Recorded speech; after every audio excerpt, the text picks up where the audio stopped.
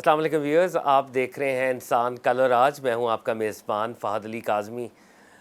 Viewers, جب ہم اگست کے مہینے میں اگست کے حوالے سے بات کرتے ہیں تو آف کورس انڈیپینڈنس کی بات ہوتی ہے، آزادی کی بات ہوتی ہے، تحریک پاکستان کی بات ہوتی ہے، اور آف کورس اقبال کی بات ہوتی ہے. علامہ صاحب، no doubt he is the spiritual founding father of Pakistan. آج ہماری یہ خوش بختی ہے کہ ہمارے پاس جو شخصیت موجود ہیں جنہوں نے ہمیں ٹائم عطا کیا، ان کا علامہ اقبال کے ساتھ ایک گہرا کنیکشن ہے. علامہ اقبال کی بہو جسٹس ناصرہ جاوید اقبال صاحبہ آج ہمارے ساتھ موجود ہیں. آج ہم ان سے بات کریں گے اور جاننا چاہیں گے کہ پاکستانیت کیا ہے، اور انہوں نے اوور دا ایئرز پاکستان کو دیکھا، اور اب پاکستان کو بنے ہوئے 76 ایئرز ہو چکے ہیں. تو وہ پرانا پاکستان، جب جسٹس صاحبہ بھی when she was growing up, اس وقت پاکستان کیسا تھا، لاہور کیسا تھا، پاکستانیوں کے اندر جذبہ کیسا تھا، کیا ہم نے گرو کیا ہے ایز اے نیشن یا ہم پیچھے کی طرف جا رہے ہیں؟ That's an important question. Madam, thanks a lot for your time. We are absolutely honoured and humbled. آپ نے وقت دیا. میڈم، پہلا بنیادی سوال، آپ نے پاکستان کو بھی دیکھا ہے ایوالو ہوتے ہوئے. آج 2023 میں آپ کو کیا لگتا ہے، ہم نے گرو کیا ایز اے نیشن یا ہم نیچے کی طرف، تنزلی کی طرف ہمارا سفر ہے؟ میڈم دیکھیے، تمام دنیا جو ہے وہ آگے کی طرف جا رہی ہے. ہم بھی دنیا کا حصہ ہیں، یقیناً ہم نے بھی آگے کی طرف جانا ہے. بہت ساری تبدیلیاں آئی ہیں پاکستان کے بننے کے بعد جو مثبت ہیں، اور بہت ساری تبدیلیاں آئی ہیں جو قیادت ہمیں جو ہے وہ بدنیت ملی ہے اس کی وجہ سے وہ منفی بھی ہیں. تو یہ تو حالات جو ہے نا وہ لوگوں پہ ان کا انحصار ہوتا ہے، اور معدنیات پہ، اور جو زمین پہ حقائق ہیں. تو دیکھیں نا، لاہور پہلے کی نسبت اب بہت بڑا شہر ہو گیا، کجار رائے ونڈ تک پہنچ گیا، اور اس طرف سے آپ دیکھیں واگے تک تو جتنی گنجائش تھی وہ پہنچ گیا، بیدیاں تک پہنچ گیا. تو اس کے حجم میں تو بہت تبدیلی یقیناً آئی ہے. کچھ سے جو ہیں وہ اس میں ایسے لوگ رہتے ہیں جو برسر اقتدار ہیں، انہوں نے اپنے علاقوں کو ایسے بنایا ہوا ہے کہ آپ سمجھیں فردوس بری ہیں. میں جہاں جاتی ہوں پڑھانے، میں ایک لاء کالج میں پرنسپل بھی ہوں، تو وہاں تو باہر ان کے سڑک کے اوپر جو ہے گرین حصے، وہ بھی آپ دیکھیں تو ایسے ہے جیسے کہ ہمارے گھر کے اندر باغیچہ بھی نہیں ہوتا. اس سے بھی زیادہ انہوں نے ان کو خوشگوار بنایا ہوا ہے. پھول لگے ہوئے ہیں، سبزہ لگا ہوا ہے، درخت لگے ہوئے ہیں، سب کچھ موجود ہے. تو یقیناً تبدیلی مثبت بھی ہے اور منفی بھی ہے. تو میڈم، آپ جب پڑھ رہی تھیں، جب آپ کا school time, college time, university, اس وقت لاہور کیسا تھا، پاکستان کیسا تھا؟ جی، میں نے اسکول جانا شروع کیا ہے پارٹیشن کے بعد، جی کیونکہ میری عمر تقریباً 6 سال کی تھی، جی اور اسی عمر میں اسکول میں جاتے ہیں. تو میرا خیال ہے میں نرسری میں داخل ہوئی تھی. تو سڑکیں جو تھیں وہ اس پہ ٹریفک اتنی نہیں تھی، اور ایک جو تھی شاید لوگ زیادہ باشعور تھے پارکنگ کے معاملے میں. اب تو میں دیکھتی ہوں کہ یہ جو گندے نالے کے ساتھ سڑک ہے جس کو ظفر علی روڈ کہتے تھے، 30 فٹ کی سڑک ہے. ادھر ایک پرائیویٹ ہاسپٹل بھی ہے، دائیں کو بھی گاڑیاں کھڑی ہیں، بائیں کو بھی گاڑیاں کھڑی ہیں. میں یہاں سے شام کے وقت جاتی ہوں جم خانہ، اور وہ بھی صرف اس خاطر کہ تاکہ تھوڑے سے اپنی ایکسرسائز کرنے کے لیے. راستہ ہی نہیں ہوتا، 1 گھنٹہ لگتا ہے صرف وہ سڑک پار کرنے میں، کیونکہ ٹریفک اتنی ہوتی ہے، اور وہ اتنی بے اصولی سے اور بالکل بے دریغی سے کرتے، کسی کا احساس ہی نہیں ہوتا. دوسروں کا احساس اس وقت میں سمجھتی ہوں آبادی کی کثرت کی وجہ سے، اور یہ ہمارا سب سے بڑا مسئلہ ہے. جہاں 2 بچے ہونے چاہیے وہاں اس وقت 6 بچے. اور یہ کیا آپ دوبارہ کہہ رہے ہیں کہ وہ کریں گے مردم شماری؟ مردم شماری سے کیا مطلب؟ عورتوں کو تو گنتا ہی نہیں. اس وقت کہتے ہیں 23 کروڑ آبادی ہے. میں سمجھتی ہوں اگر عورتوں کو صحیح گنا ہوتا نا تو آبادی کم سے کم اس وقت 50 کروڑ کے قریب لگ بھگ ہوتی. اور یہ کہتے ہیں عورتیں کم ہیں اور مرد زیادہ ہیں، یہ بات تو درست ہے ہی نہیں. آپ ذرا دیکھیے تو صحیح باہر نکل کے کہ عورتیں زیادہ ہیں یا مرد. ٹھیک ہے، آپ کو سڑک پہ شاید اتنی نظر نہ آئے کیونکہ عورتوں کو ابھی تک وہ نہیں دیا گیا رتبہ جو ان کا ہونا چاہیے، اور وہ ہماری غلامی کی جو حالات تھے تب سے چلے آ رہے ہیں. اچھا میڈم، یہ بڑی امپورٹنٹ آپ بات ریز کر رہی ہیں کہ خواتین کو ہم نے وہ رائٹس، یا بلکہ رائٹس بھی کیا، پرومیننس نہیں دی جو وہ ڈیزرو وہ کرتی. رتبہ ہی نہیں دیا جو ہونا چاہیے. انسانیت کے رتبے میں نہیں آتے، انسانیت کا رتبہ ان کو وہ جانوروں کی طرح سمجھتے ہیں، یا یہ ہانڈی روٹی کی طرح.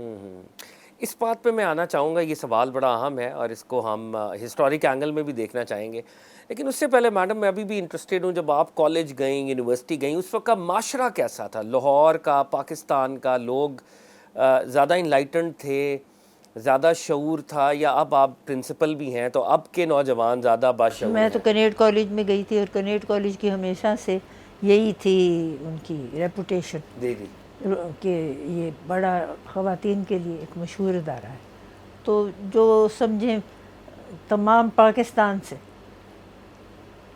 نوجوان لڑکیاں تھیں, ان کے والدین کی کوشش ہوتی تھی کہ ان کو وہاں داخلہ ملے, تو وہاں تو وہی آتی تھی خواتین یا وہ لڑکیاں آتی تھیں جو معاشرے کی اس سطح سے ان کا تعلق ہے جو دوسرے معاشرے کے جو عام لڑکیاں ہیں ان سے تھوڑی سی مختلف تھیں, Was that an اور elite شعور بھی institution? ان کا زیادہ تھا, اور ظاہر ہے لباس کا, چلنے کا, سوچنے کا تمام ڈھنگ جو تھا وہ مختلف تھا. اب بھی ویسا ہی, اب بھی کنیڈ کالج کا جو ہے اپنا رتبہ وہ دوسروں سے ذرا مختلف ہے. تو آپ کنیڈ کالج کے بعد پھر بڑی انٹرسٹنگ وہ, بلکہ میں ایک دفعہ آپ کے پاس آیا, آپ نے 1-to-1 بھی شیئر کیا کہ کس طرح آپ نے شادی کے بعد پھر LLB کیا. ہاں, تو اس کا تو کنیڈ سے کوئی تعلق نہیں, کیونکہ انہوں نے تو اب اسکول آف لا کھولا. اس کی بھی میں ایڈوائزری بورڈ کی ممبر تو ہوں, کیونکہ میرا خیال ہے ان کی تو پہلی لا گریجویٹ شاید میں ہی تھی. تو وہ کہانی اگر جیسے صاحبہ آپ شیئر کریں, ہاؤ ڈیڈ یو؟ نہیں, وہ تو بس ایسے ہی پرائیویٹلی میں نے کر لیا, کیونکہ اخبار میں اشتہار نکلا ہوا تھا 100 روپے فیس دیں تو داخلہ امتحان کا ہو جاتا. میں نے 100 روپے فیس دے دی, پھر یہ پوچھتے نہیں تھے کہ کون امتحان دینے آ رہا ہے, آپ کو رول نمبر آ جاتا تھا, تصویر لگی ہوئی ہوتی تھی, میں چلی جاتی تھی, بس میں نے امتحان دے لیا. ایسے 1 مہینے میں تیاری کر لی اس کی. And you aced the exam. اور آپ بتا رہی تھی کہ جسٹس صاحب نے بھی آپ کو مطلب اس میں ہیلپ کیا ہوگا کبھی؟ بالکل نہیں, وہ تو کہتے تھے یہ ہو ہی نہیں سکتا. اچھا, انہوں نے کہا یہ امپاسبل ہے. بالکل. اور یہ کہ تو کیسے ہو سکتا ہے 1 مہینے میں کوئی امتحان اٹیمپٹ ہی نہیں کر سکتا, پاس کرنا تو درکنار. تو جس وقت میں آئی ذرا میرا چہرہ اترا ہوا تھا, کہنے لگے کیا بات ہے, میں بس وہی ہوا تھا نا جو ہونا تھا. میں نے کہا جی میری فرسٹ پوزیشن تھی اور میرا مان میں نے لگایا ہی نہیں ہوا کہ میں فرسٹ ہوں. پھر انہوں نے کہا تھا the the student who has stood first will be declared letter.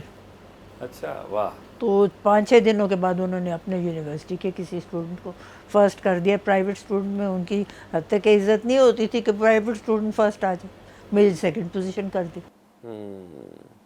لیکن اسٹل مطلب یو ور ٹاپر, مطلب آپ نے ٹاپ کیا الحمدللہ. وہ مطلب 2nd آئی نا جو ان کے حساب سے. That was how it was. واہ.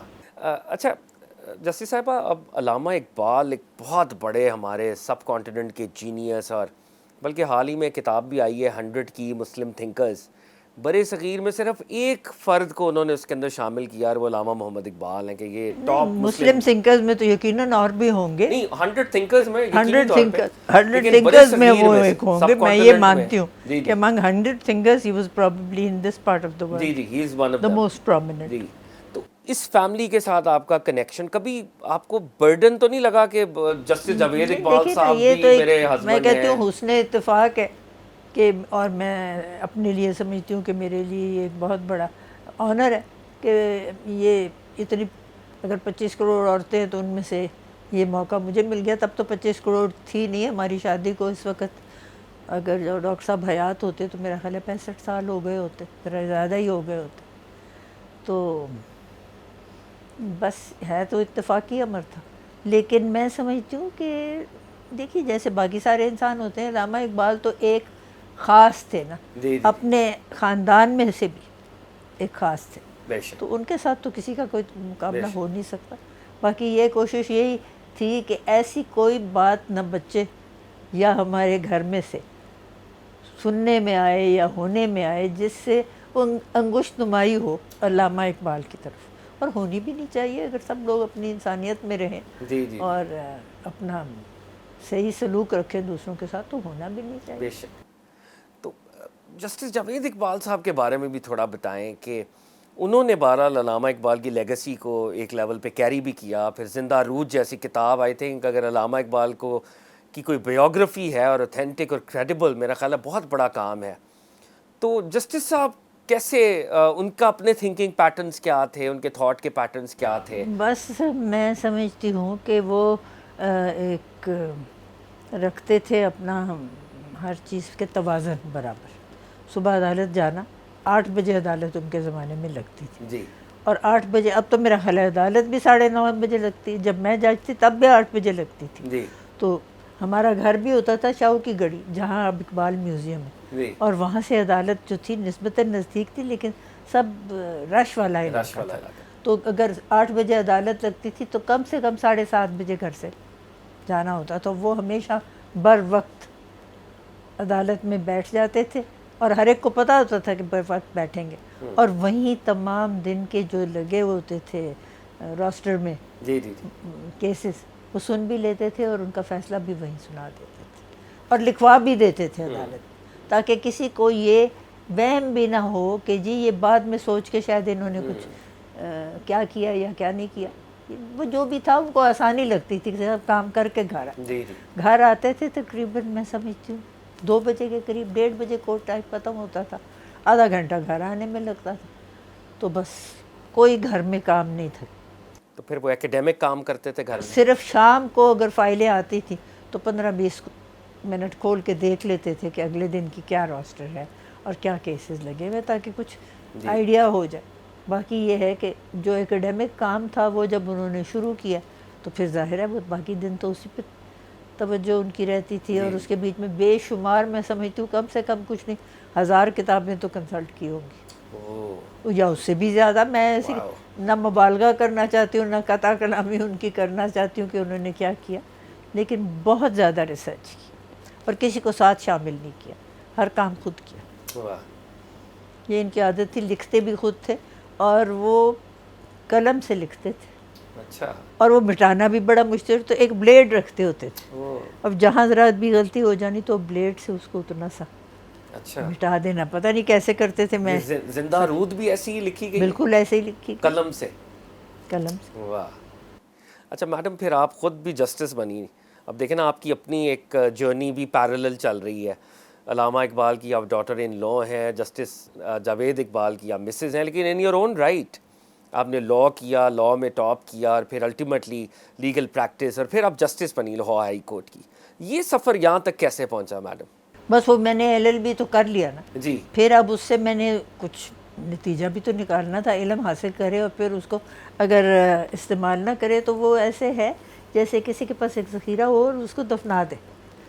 تو یہ ہے کہ پھر میں اپوا کے آنرری لیگل ایڈوائزر بن گئی, انٹرنیشنل ویمنس کلب کی لیگل ایڈوائزر بن گئی. بے شمار ایسے ادارے تھے جن کے ساتھ میں منسلک ہو گئی. عدالت میں کبھی نہیں گئی. اور ڈاکٹر صاحب تھے پہلے تو جج تھے, پھر چیف جسٹس ہو گئے, پھر سپریم کورٹ چلے گئے, پھر وہاں بھی جج بن گئے. تو اس سارے دورانیے میں نے کبھی عدالت کا رخ ہی نہیں کیا. مجھے پتہ ہی نہیں تھا کہ بار روم اندر سے کیسے ہوتا ہے, عدالت کیسے اندر سے ہوتی ہے, کیونکہ میں نے یہ ایک ذرا اپنے اوپر لگائی ہوئی تھی احتیاط کہ کسی کو شکایت کا موقع نہ ملے. کیونکہ آج کل تو عام ہے کہ اگر کوئی بن جائے جج تو اس کے, اگر یہ میں نہیں کہتی کہ عام ہے لیکن ہوتا ہے, ہاں ریلیٹیوز عام طور پہ جو ان کے عزیز و اقارب ہوتے ہیں پیش وہ ہوتے ہیں اس کا فائدہ اٹھا لیتے ہیں. تو میں نے تو مناسب سمجھا ہی نہیں. بچے میرے تو خیر اس لحاظ سے بہت چھوٹے تھے, وہ جس وقت عدالت میں جانے کے قابل ہوئے تو ان کے والد کو تو ریٹائرمنٹ کو کافی عرصہ ہو چکا تھا, لیکن انہوں نے بھی گھر میں کوئی عدالت کی بات نہ مجھ سے کی نہ اپنے والد سے کی. یہ ہمارے گھر میں کبھی رویہ ہی نہیں رہا, یا یہ ریت ہی نہیں رہی. گھر میں قانون کے, عدالت کے حوالے سے کوئی بات. فیملی لائف کو ڈسکس. اچھا تو پھر آپ نے, it was your conscious choice کہ جب تک جاوید اقبال صاحب جج ہیں تو آپ لٹیگیشن یا کورٹ میں نہیں جائیں گی, اور پھر ونس ہی گاٹ ریٹائرڈ تو اور اس کے علاوہ دیکھیں نا, لٹیگیشن اور کورٹ میں نہ جانے کے علاوہ آپ کسی کی چیمبر میں بن سکتے ہیں, and you can be drawing a salary as a junior. میں نے وہ بھی کام کبھی نہیں کیا. اچھا کبھی دیکھنے چلی گئی کسی کے چیمبر میں کہ کیسے ڈرافٹنگ ہوتی ہے, but it was never for money. بس وہ ایسے ہی جا کے دیکھ لیا, جہاں کہیں خاص طور پہ کوئی ایک آدھ خاتون مجھے پتہ ہے کہ ہے اور میں جانتی ہوں, تو میں اس سے جا کے وہاں سے ان کے ساتھ تھوڑی سی بات بھی ہو جاتی تھی, اور یہ اتنا موقع بھی مل جاتا تھا، اس کے علاوہ کبھی نہیں۔ اچھا الٹیمیٹلی پھر آپ میڈم جسٹس بنی لاہور ہائی کورٹ میں، وہ تو میں کہتی ہوں اللہ تعالیٰ کی مہربانی ہے، یہ کیسے سفر ہو گیا۔ اور آپ کا جو ایز اے جسٹس، یہ تو بڑی میرا خیال ہے بڑی ایک احتیاط والی جاب بھی ہے ایک لیول پہ، بڑی ایک مشکل ایٹ ٹائمز، تھینک مگر لیس میں نے بھی۔ وہی انداز اپنایا جو میں نے ڈاکٹر صاحب کو دیکھا تھا کرتے۔ میں کبھی کام گھر نہیں لایا، جو میں نے فیصلہ ہونا تھا میں وکلاء کو کہتی تھی اچھا میں نے آپ کی دلائل سن لیے، آپ سامنے بیٹھ جائیں، میں ابھی آپ کے سامنے فیصلہ لکھا دیتی ہوں۔ ایک تو فوراً لکھا جاتا ہے، آپ کے ذہن میں جی تازہ ہوتے ہیں جی تمام جی دلائل بھی ان نکات کے جی اور حقائق بھی۔ جی تو حقائق پہلے میں بیان کرتی تھی کہ اس کے ایک حقائق یہ ہیں، تو جو یہاں پہ آیا ہے مدعی اس کے یہ دلائل ہیں اور مدعا علیہ نے اس کے جواب میں یہ دلائل دیے، اور پھر میں ان کو پوچھ لیتی تھی کہ جی جو آپ نے بات کیا کوئی رہ تو نہیں گئی؟ دیکھیں آپ کے ذہن میں اسی وقت بات ہوگی، تو یہ بھی بات کر رہے ہیں تو آپ کر رہے ہیں مجھ سے، جی تو میرے ذہن میں تازہ ہوگی۔ جی جی۔ تو وہ کہتے تھے جی ٹھیک ہے، بس پھر اس کے بعد میں اپنا فیصلہ اس میں تو کبھی ایسا ہوا کہ آپ نے بھی فیصلہ محفوظ کیا اور پھر کچھ دن بعد آپ نے کہا ہو کہ میں اس کو اناؤنس کروں گی؟ کبھی ہو بھی جاتا ہوگا۔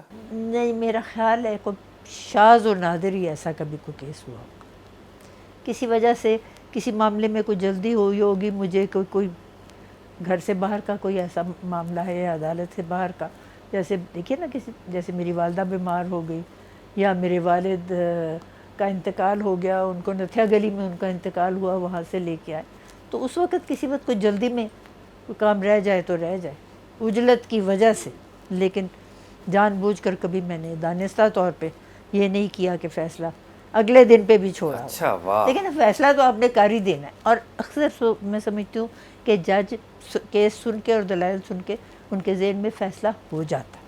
اچھا تو پھر یہ کیا ہے کہ اس کو محفوظ رکھنے سے کیا فائدہ؟ محفوظ رکھنے سے یہ ہے کہ ساری باتیں لکھنے میں آپ نوک پلک اس کی صحیح کر سکتے ہیں۔ اور مجھے یاد ہے منیر شیخ کے ساتھ میں کافی عرصہ، وہ سینئر ہوتے تھے اور جونیئر، 2 ججز کی بینچز ہوتی ہیں خاص طور پہ جہاں کو murder trial who, confirmation of death penalty, تو وہ کہتے تھے کہ اچھا جی اس کو پھر اب میں لکھواؤں گا تو کل پرسوں میں ہی، کیونکہ اس کی نوک پلک ٹھیک کرنی ہوگی، خاص طور پہ جو آپ کو پتہ ہو نا کہ یہ شائع ہونا ہے، جس میں کوئی کیس آف فرسٹ امپریشن ہے، یہ بات عدالت میں کبھی پہلے سوچی نہیں گئی، اس کے بارے میں وہ بہت غور کرتے تھے اور ان کو یہ خیال ہوتا تھا کہ اس کو برابر کرنا ہے۔ تو میں اس لحاظ سے اللہ کا شکر کرتی ہوں کہ انگریزی کی زبان ہمارے اس وقت تو استعمال ہی زیادہ ہوتی تھی، اگر کوئی اپنے دلائل اردو میں پیش کرنا چاہے میں نے کبھی اعتراض نہیں کیا، اور میں تو اکثر جب میں نے شروع پریکٹس کی تو میں اردو میں ہی کرتی تھی، کیونکہ جب آتے ہیں آپ کے سائل باہر سے، دیہاتوں سے یا کسی ایسے خاندان سے ان کا تعلق ہے جو زیادہ وہ پڑھے لکھے نہیں ہیں، تو ان کو بات کی تو سمجھ نہیں آتی، وہ کہتے ہیں آپ سے کچھ ہیں تو آپ آگے عدالت میں کیا بات کر رہے ہیں، تو میں کہہ رہی تھی بھئی تم سن لو کہ میں کیا کہہ رہی ہوں اور مجھے بات میں بتا دینا کہ جو تم نے کہا تھا وہی میں نے آگے بتایا جج کو، اور میں لکھ لیتی تھی ان کے سامنے، میں کہتی تھی آ جاؤ بیٹھو میں پہلے لکھ لوں کہ تم کیا کہہ رہے ہو، پھر ان کو پڑھ کے پوچھ لیتی تھی کہ یہی ہے تمہارا مقدمہ، تمہارا مدعا یہی ہے، تو جس وقت وہ اس کے اوپر راضی ہوتے تھے میں نے عدالت میں جا کے مدعا پیش کرنا اور ایسی زبان میں کرنا کہ ان کو آئے، اور مجھے اب بھی سمجھ نہیں آتی، اب تو خیر بڑھ گئی ہو اردو کی استعمال، کیونکہ مجھے تو اب ریٹائر ہوئے بھی 20 سال ہو گئے، جی جی 2002، مور دین 20 ایئرز ان فیکٹ۔ اچھا میڈم، ایک اور آپ کی جو پرسنالٹی کی بڑی انٹرسٹنگ ڈائمینشن ہے، شاید بہت سے لوگوں کو نہ پتہ ہو، آپ پی ایچ ڈی کر رہی ہیں آج کل۔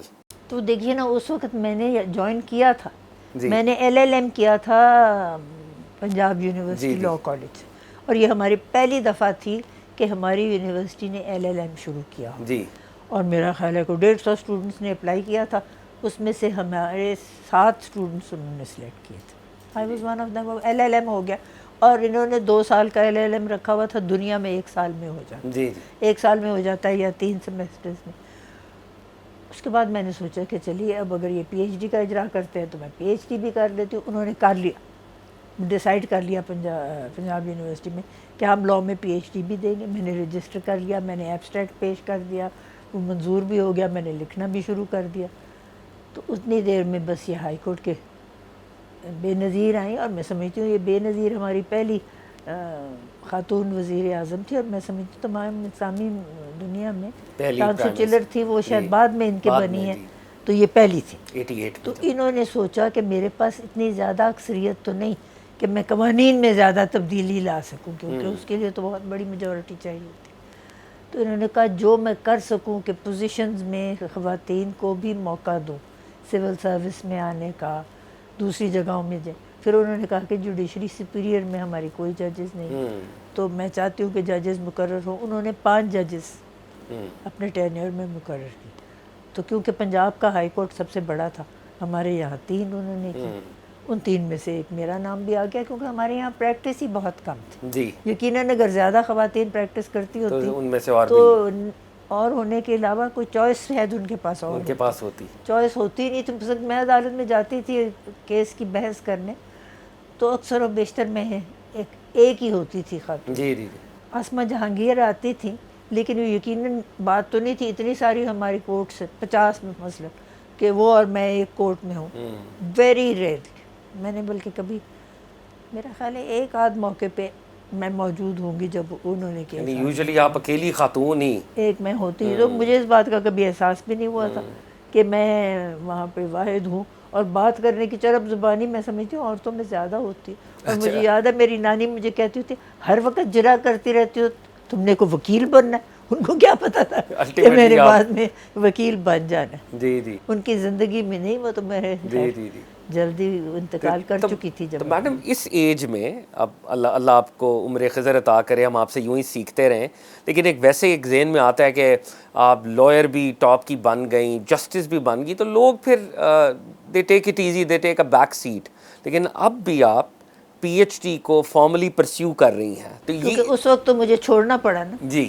I could have continued it, I suppose, لیکن ایک کانفلکٹ آف انٹرسٹ ہوتا ہے. کتنا ٹائم آپ اپنے کیسز کی طرف توجہ دیتے ہیں، کتنا ٹائم آپ اپنے ریسرچ کی طرف دیتے ہیں، تو وہ پھر میں نے چھوڑ دیا. لیکن یہ آپ کے اندر ڈیزائر تھی کہ میں نے ریسرچ کرنی ہے. دیکھیے جی، اگر میری شادی بھی ہوئی ہے، وہ بھی پی ایچ ڈی ہیں جی، تو میں کوشش تو کروں گی نا کہ کہیں قریب تو نہیں، برابری تو خیر بہت مشکل ہے، قریب تو ہونا چاہیے نا، سمجھ فہم میں. جی. تو اس میں پھر ڈاکٹر صاحب نے مجھے کبھی ڈسکریج نہیں کیا تھا، کیونکہ انہوں نے نتیجہ دیکھ لیا تھا جو میں نے امتحان دیا تھا ایل ایل بی کا. اب تو خیر ایل ایل بی کا امتحان بھی میں کیونکہ پرنسپل ہوں تو مجھے آئیڈیا ہو 4 سال لگاتے ہیں، اور اس میں انگریزی بھی ان کو سکھاتے ہیں، سوشیولوجی بھی سکھاتے ہیں، دنیا کی لیگل سسٹم سکھاتے ہیں. ایسا کچھ سکھاتے ہیں کہ ہمارے زمانے میں اگر ایسا ہی ہوتا تو میں تو کبھی امتحان دے ہی نہیں سکتی تھی، کیونکہ اتنا وسیع انہوں نے دائرہ رکھا ہوا ہے. But you are being humble, I think آپ شاید اپنی ان ہیوملٹی آپ یہ فرما رہی ہیں. یہ کچھ جو اب وہ پڑھا رہے ہیں، یہ 4 سال کا کورس، تو اس طرح کرنا اٹ واز امپاسبل. لیکن پھر میڈم میرا آپ سے یہ سوال ہوگا کہ آپ کے خیال میں اب جو پروڈکٹ ہم مارکیٹ میں بھیج رہے ہیں، وکلاء، لائرز، آپ کے خیال میں یہ کوالٹی بہتر ہے پہلے کے نسبت جب آپ لوگ پریکٹس کر رہے تھے، یا جب بہت زیادہ ہو گئے ہیں؟ تعداد تو بڑھنا چاہیے، پروفیشن میں بہت زیادہ لوگ آ گئے. اور دوسری بات یہ ہے کہ چھوٹی چھوٹی باتوں سے لوگوں میں آپس میں تنازع ہو گئے، اور یہ کثرت آبادی کی سب سے بڑا نتیجہ ہے. ذرا سی بات ہوگی کہ اچھا تم نے یہاں گاڑی پارک کر دی، یہاں تو میں نے کرنی تھی، یہ میرا بینک ہے، میں نے بینک کے آگے کرنی تھی، میں نے اندر جانا تھا، یہاں پہ گاڑی پارک کرنے کی جگہ نہیں، یہ اسپتال ہے، اس کے باہر جگہ نہیں ہے کہ میں گاڑی کھڑی کر سکوں، یا تم نے سڑک کی غلط طرف رکھی ہے، یا تم جلدی مڑے ہو. چھوٹی چھوٹی باتوں پہ، یہ تو ٹریفک کی میں بات کر رہی ہوں. بازار جائیں، کوئی سودا خریدیں، وہ ناکارہ نکلے، آپ ان کے پاس لے جائیں کہ جی اس کا تو سارا رنگ بھی بہہ گیا ہے، اس کا پرنٹ بھی نکل گیا ہے، کس طرح کا کام؟ وہ کہتے ہیں جو ہم نے تھوڑی بنایا، ہم تو صرف بیچنے بیٹھے ہوئے ہیں. بنانے والے جو ہیں ان تک آپ کرنا چاہیں تو کچھ کر رہے ہیں. حالانکہ ریٹیلر کا ذمہ ہے، جو بازار میں اوپن مارکیٹ میں ایک پروڈکٹ بیچتا ہے، اس کا بھی ذمہ ہے، اس کی ذمہ داری ہے کہ جس مقصد کے لیے وہ بیچا گیا وہ کام کرے. مثلا اب میرا ریفریجریٹر خراب ہے، جی جی، پتہ نہیں کہاں سے بن کے آیا، میں نے ابھی خریدا، اس کی وارنٹی ہے، اس وارنٹی میں جہاں سے میں نے خریدا ہے ذمہ داری اسی کی ہے، اور وہ ذمہ داری وہ پاس آن کرے، اس کی مرضی، لیکن میری تو رسائی صرف اسی تک ہونے ہے. بالکل. تو یہ ساری باتیں آپ لوگوں کو سمجھائیں، وہ سمجھ جائیں. میڈم ہم تو خود آپ سے سیکھنے، اور آپ جیسے رول ماڈلز ہیں ہمارے پاس. تو ہمارے جو لائرز ہیں، لائرز کی کمیونٹی، اب ان کی تعداد میں بھی اضافہ ہو گیا، لیکن آپ کو لگتا ہے کہ جو کوالٹی ہے ہمارے لائر کی کیا یہ کہیں نہ کہیں قائد اعظم کی کوئی ریفلیکشن، کوئی جھلک علامہ اقبال کی یا جسٹس جاوید اقبال کی؟ تو آج کل کے جو ینگ لائرز ہیں، آپ کو لگتا ہے کہ ان کے اندر وہ انٹیگریٹی، وہ ویلیوز ہیں؟ دیکھیے وقت کے ساتھ میں دیکھتی ہوں لوگوں میں تناسانی بہت ہو گئی. میں کہتی ہوں ہمارا تو تھا نا وقت 8 بجے عدالت لگنے کا. جی ڈاکٹر صاحب ہمیشہ عدالت میں 8 بجے بیٹھے ہوتے تھے جی اپنی سیٹ پہ, جی اور لائر کو روسٹرم پہ ہونا ضروری جی ہوتا تھا. اسی طرح جب میں جج بنی ہوں جو میں نے دیکھا تھا وہی میں نے کیا. مطلب میں نے تو سنا ہی تھا, میں جی کبھی وہاں گئی تو نہیں تھی. جی جی لیکن اب تو عدالت ہی نہیں کھلتی. اب عدالت کے ٹائم ہی انہوں نے چینج کر دیا. میرا خیال ہے 9:30 بجے لگاتے ہیں. جی کیا وجہ ہے؟ اب 9:30 بجے لگاتے ہیں تو پتہ نہیں 3 بجے 4 بجے تک کھلی رہتی ہوگی. ہمارے وقت میں تو جلدی بند بھی ہو جاتی تھی, جلدی کھلتی ہے اگر ٹائم میرے پاس ہے. کورٹ روم سے اٹھ کے اور کوئی رہ گئی ہے ججمنٹ کا کوئی حصہ جو میں نے نہیں لکھا, اناؤنس تو میں نے کر دیا نا, لیکن اگر وہ نوک پلک والی بات جیسے جسٹس منیر شیخ کہتے تھے نوک پلک ٹھیک کرنی ہوئی اسی وقت اس کو دوبارہ ریڈ کر دیا, اس کے اوپر اپنا سگنیچر ثبت کر کے اس کو فارغ کر دیا. تو یہ میں اب دیکھتی ہوں کہ جو لائرز ہیں اگر وہ ٹھیک طرح پریپیئر کر کے آئے کیس, جج کے لیے بھی آسانی ہوگی. مدعی کا کیس اگر صحیح بناؤ, مدعا علیہ کو پتہ ہوگا میں نے جواب کیا دینا ہے. بازار آپ جاتے ہیں سودا, اب میں جا رہی ہوں صبح کالج تو میں اپنے باورچی کو پوچھتی ہوں, اب ظاہر ہے میں کالج کی پرنسپل ہوں, میں باورچی خانہ سنبھالنا میرے لیے بہت مشکل ہے. جی جی ہوتا ہے دنیا میں لوگ یہ بھی کرتے ہوں گے, ان کو ٹائم پلاننگ بہتر ہوتی ہوگی. جی جی وہ فرینک بنکر گلبریتھ ایک شخص تھا امریکہ نے, اس نے کتاب لکھی ہوئی تھی موشن سٹڈی کے بارے جی میں جی جی کہ آپ کیوں کام کیسے کر سکتے ہیں بالکل. تاکہ سارا کام ہو جائے. تو وہ میں سمجھتی ہوں اب ٹائم کی پلاننگ اس طرح کی لوگ نہ کرنا چاہتے ہیں اور نہ کرتے. اچھا قوم کا وقت ضائع ہوتا وقت ضائع ہو رہا ہے, بالکل.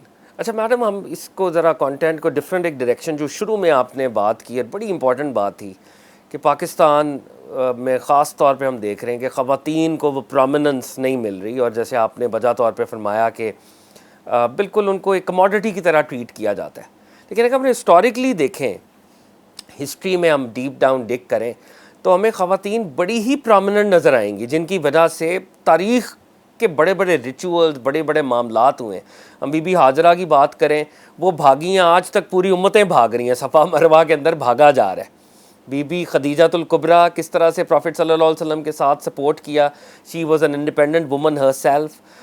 اس وقت ان کی انڈیپینڈنٹ ٹریڈ کیراونس تھے. بی بی عائشہ کو دیکھیں, بی بی فاطمہ کو دیکھیں, پھر بی بی زینب کو, how can we forget the way she spoke before Yazid the tyrant. تو ہمارے پاس تو ایسی پرسنالٹیز موجود ہیں, ایسی رول ماڈلز, اور ہماری ریلیجس ہسٹری کے اندر بھی ان کو بہت ہی اکویٹیبل ایک پرومیننٹ پوزیشن دی گئی. اسلام اب نے تو کیسے؟ خواتین کے لیے میں سمجھتی ہوں کہ اعلیٰ مقام رکھا ہے. جی لیکن جب ہم غلامی میں چلے جاتے تو پھر ہمارے اوپر وہ غلامی کے بھی تو تمام عناصر جو ہیں وہ ہو جاتے ہیں مسلط. تو میں سمجھتی ہوں کہ ایک تو یہ ہے کہ جب یہاں ہندوستان میں مسلمان آئے تو ایک تو تاجر کے طور پہ آئے, محمد بن قاسم اگر آئے تو وہ بھی ابتدا تو تجارت ہی کی تھی, وہ وہاں کوئی مسئلہ بنا تو اس کی وجہ سے شاید پھر ان کو بعد میں کچھ عسکری بھی اپنا کردار ادا کرنا پڑا. لیکن جہاں تک یہاں کے پرانے تھے رسم و رواج, اس میں تو خاتون کا کوئی مقام تھا ہی نہیں. اور ایک شخص جو ہے, ہمارے یہاں تو 4 جو ازواج کا اجازت ہوئی ہے وہ اس واسطے ہوئی ہے کہ جنگ میں بہت سارے شہید ہو گئے مسلمان, جی جی جی تو پھر ان کی بیواؤں کا بھی خیال رکھنا تھا. لیکن زیادہ سے زیادہ 4, اور وہ بھی اس کے ساتھ لکھا ہوا ہے قرآن میں کہ ان کے ساتھ آپ نے یکساں سلوک کرنا ہے, اور اس کے بعد یہ بھی لکھا ہوا ہے کہ یہ آپ کر نہیں سکو گے. تو وہ اجازت بہت ہی کنڈیشنل ہے. ہاں بالکل. تو اب نہ یہ آپ کر سکتے ہو تو کوئی بیوی بھی جا سکتی ہے عدالت میں, پہلی ہو یا دوسری ہو یا کوئی بھی, کہ جی میرے ساتھ وہ سلوک نہیں ہو جو کسی اور کے ساتھ ہے. تو that is a good enough ground for claiming divorce and maybe even damages, یا جو بھی کانٹریکٹ میں ان کا حق مہر ہے, that is a separate issue سارا. تو آپ کے خیال میں جو سب کانٹیننٹ کی اوور دا ایئرز یا اوور دا سینچریز کا وہ جو ایک سوشل ملیو ہے وہ ہم نے بھی امبائب کیا ہے بینگ مسلمس؟ کیونکہ ہم یہاں اس لیے عورتوں کو اکثریت میں ہم نے اپنے آپ کو شامل کرنا تھا یا جذب بھی کرنا تھا. علیحدہ رہتے تو ہمارے لیے اور دقت ہوتی. تو اس میں جو تھے یہاں کے پہلے رہنے والے رہائشی, ان کو تو یہ جو تھے نا معاملات, کانٹریکٹ وغیرہ, اس کے اوپر بہت تھی, ایک جانتے تھے بہتر, اور دوسرا یہ کہ پیسے کے معاملے میں بہت زیادہ انہوں نے لین دین کرنی. تو مسلمانوں کا وہ انداز تھا ہی نہیں. کرتے تھے ایجاب اور قبول, اور اس میں یہ ہے کہ شامل ہے رائے بھی آپ کی, فری چوائس, لیکن اتنی مائکرو مینجمنٹ نہیں تھی مسلمانوں. مائکرو مینج ذہنیت بھی مختلف تھی, اسی لیے تو ہم ان کے ساتھ رہ بھی نہیں سکتے تھے. اور اگر آپ بھی جائیں آپ ہندوستان اور دیکھیں کہ مسلمانوں کے ساتھ کیا سلوک ہو رہا ہے, تو آپ کو اسی وقت اندازہ ہو جائے گا کہ ہم ان کے میں کبھی رہ ہی نہیں سکتے تھے. جو کچھ وہاں مسلمانوں کے ساتھ, میں نے تو خود جا کے دیکھا ہے, اور مجھے یہ آئیڈیا ہوا ہے کہ یہ ملک بننا لازمی تھا. یہ ملک بننا لازمی تھا, بالکل لازمی تھا. اچھا. اور میں سمجھتی ہوں کہ اقبال نے تو ذکر کر دیا, کیونکہ وہ جیسے خود کہتے ہیں اقبال بڑا اپدیشک ہے, من باتوں سے منہ لیتا ہے. باتیں کرنی ان کو آتی تھی, انہوں نے باتوں کا اظہار کر دیا. ہر مسلمان کے دل میں یہی بات تھی. میں یہ نہیں سمجھی کہ صرف اس میں انوکھا ایک کردار اقبال کا تھا کہ انہوں نے یہ سوچی انہوں نے ضرور, اور انہوں نے اس کو کہہ بھی دیا, اظہار کا برملا اس کا اظہار کیا, اور اس انداز میں کیا کہ دنیا نے سنا. اب میں وہ بات کروں, میری بات کو تو کوئی اس طرح اہمیت نہیں دے گا.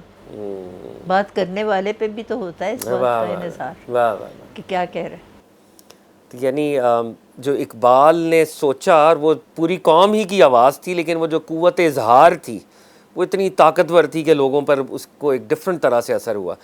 میڈم, ہم بالکل کلمنیشن کی طرف جا رہے ہیں.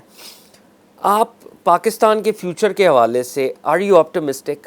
آپ نے پاکستان پارٹیشن سے اور اب تک آپ دیکھ رہی ہیں الحمدللہ متحرک ہیں. بالکل میرے سامنے بنا. ہمارے گھر سے پہلی دفعہ خواتین نے جا کے, تو جس کو کہتے تھے لاٹ صاحب کا دفتر جو ساتھ سول سیکرٹیریٹ, ہم بالکل ان کے ساتھ دیوار بہ دیوار تھے. اور تب یہ خاردار دیواریں وغیرہ نہیں ہوتے تھے. خواتین کا مجمع اکٹھا ہو گیا. مسلم لیگ کا جھنڈا ہوتا تھا اس وقت, یہ تو پتہ ہی نہیں تھا نا کہ بعد میں جھنڈے کی تشکیل کیسے ہوگی. تو دو خواتین نے پکڑا, زرینہ اور فاطمہ ثریا, اور گیٹ کھولا اور بھاگ کے وہ چڑھی اوپر اس کے دیوار کے سیکرٹیریٹ, اور جھنڈا انہوں نے لگا دیا. اور میں تو خیر بالکل چھوٹی سی بچی تھی تب, میرا خیال ہے 5-1 سال کی ہوں گی. تو ہم نے نیچے سے نعرے لگانے, پاکستان زندہ باد. لیکن خواتین, میری والدہ, ان کی دوستیں, ان سب لوگوں نے پھر جلوس وہاں پہ نکالا. اور میں سمجھتی ہوں کہ اقبال نے کہا کہ نہیں ہے نا امید اقبال اپنی کشت ویراں سے, ذرا نم ہو تو یہ مٹی بڑی زرخیز ہے ساکی. اس وقت کبھی پتہ تھا مسلمانوں کو؟ 1938 میں تو ان کا وصال ہو گیا تھا, اور یہ 1930 میں انہوں نے بات کی تھی کہ میں دیکھتا ہوں کہ یہاں ایک علیحدہ ہونا چاہیے علاقے یا علاقہ جہاں مسلمان جو ہیں وہ اپنی مطابق اپنی خواہشات کے کر سکیں ریاست قائم, یا ریاستیں, اسٹیٹ اور اسٹیٹس ود ان. تو وہ بعد میں تصور اس کا جو تھا وہ اس شکل میں نکلا. لیکن میں سمجھتی ہوں اس کے بغیر ہو نہیں سکتا تھا. ہمارا وہی حال ہونا تھا جو اس وقت آپ دیکھ رہے ہیں. But you are optimistic Pakistan کے فیوچر کے حوالے سے, اور ہمارے کتنی ہم نے ترقی کی ہے بہت سارے شعبوں میں. جو جس وقت پاکستان قیام ہوا تھا اس وقت ہم یہ کبھی سوچ بھی نہیں سکتے. سڑکیں اتنی بن گئی ہیں, لاہور سے لے کے رائے ونڈ تھے, پھر رائے ونڈ کے آگے موٹر وے. کبھی آپ کے پاس تصور تھا آپ دنیا کے کسی ملک میں جائیں ایسی موٹر وے نہیں ہوتی. میں تو ابھی امریکہ گئی تھی اپنی خالہ کو ملنے, کیونکہ اب وہ بھی حیات ہیں, اینڈ شی از اوور 90. میں نے کہا پتہ نہیں دوبارہ موقع ہو یا نہ ہو, میں سفر کرنے کے اتنی قابل ہوں کہ میں چلی گئی ہوائی جہاز میں, اور ان کو مل کے ان کے ساتھ کچھ دن رہ کے تو واپس آ گئی. لیکن میں نے دیکھا ہماری سڑکیں ان سے بہتر ہیں بہت ساری. ہمارے اگر آپ یہ دیکھیں دیگر بلڈنگز, پلازے وغیرہ, اول ہماری جو ہے ترجیح وہ ہونی چاہیے زراعت کی طرف, کیونکہ لوگ زیادہ ہو گئے اور اشیاء خورد و نوش کے لیے ہمارے پاس اتنی گنجائش نہیں رہی. تو یہ مسائل تو ہم نے سب حل کرنے ہیں. لیکن انسان جو ہے نا وہ کہتے ہیں ضرورت ایجاد کی ماں ہے, خود ہی ایجاد بھی کر لیں گے انشاءاللہ, کوئی نہ کوئی اور طریقہ. اور یہ ایک اور بات جو اقبال نے کہی تھی, جوانوں کو پیروں کا استاد کر. واہ اب واہ پیر جو ہے نا وہ یہ پیر مرید جی جی جی نہیں ہے, وہ ہے جوانوں کو بوڑھوں کا واہ واہ استاد کر. تو یہ نوجوان 64% ہیں. تو میں تو P H D classes attend کرنے گئی ہوں نا, تو میں دیکھتی تھی میرے ساتھ سارے نوجوان تھے. ان کی سمجھ بوجھ بھی زیادہ ہے, ان کا شوق بھی زیادہ ہے, اور وہ کرنا بھی کچھ چاہتے ہیں. ان کی خواہش بھی, موقع ملنا چاہیے. واہ. تو موقع ہوگا تو انشاءاللہ کیوں نہیں کریں گے, ضرور کریں گے. 64% آبادی جی نوجوانوں کی ہے پاکستان میں. Madam, thanks a lot for your time. مجھے تو وقت کا پتہ ہی نہیں چلا. بہت سی باتیں میرا دل کرتا تھا مزید ہم آپ سے کرتے, اور آپ کو پھر اگر آپ ہمیں موقع عنایت فرمائیں تو ہم تو چاہیں گے کہ یہ ایک مستقل نشست ہو, ہم آپ سے سیکھیں. ویورز, آج جسٹس ناصرہ جاوید اقبال صاحبہ سے ہم نے ہارٹ ٹو ہارٹ کانورزیشن کی, فری فلوئنگ کانورزیشن. اور جیسے میڈم فرما رہی تھیں, پاکستان کو بننا ہی تھا اور یہ ہمارے لیے ضروری تھا, اور یہ ایک ریالٹی تھی اور اس نے مینیفیسٹ ہونا تھا. اور ہمارے نوجوانوں پر اب یہ منحصر ہے کہ وہ پاکستان کو کہاں لے کے جاتے ہیں. اور madam is very hopeful, she is very optimistic. اور جیسے اقبال نے کہا اور میڈم نے بجا طور پہ کوٹ کیا, خرد کو غلامی سے آزاد کر, جوانوں کو پیروں کا استاد کر, تڑپنے پھڑکنے کی توفیق دے, دل مرتضیٰ سوز صدیق دے. ہم اللہ تعالیٰ سے دعا کرتے ہیں کہ ہم اپنے فور فادرز کے ویژن کے مطابق اس پاکستان کو ڈیولپ کریں اور ترقی اور کامرانی کی شاہراہ پر چلیں, اور پاکستان جو ہے in the committee of the nations ایک پرامننٹ پوزیشن حاصل کرے. ویورز, دیکھتے رہیے پروگرام کل اور آج. This is your host Fahad Ali Kazmi signing off. Keep watching Alif tele vision.